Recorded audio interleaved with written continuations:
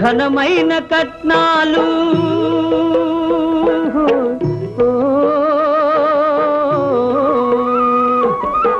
పుట్టింటి అరణాలు ఘనమైన కట్నాలు అత్తవారింటి నిండా వేసిన అవి అభిమానమంత విలువ చేసునా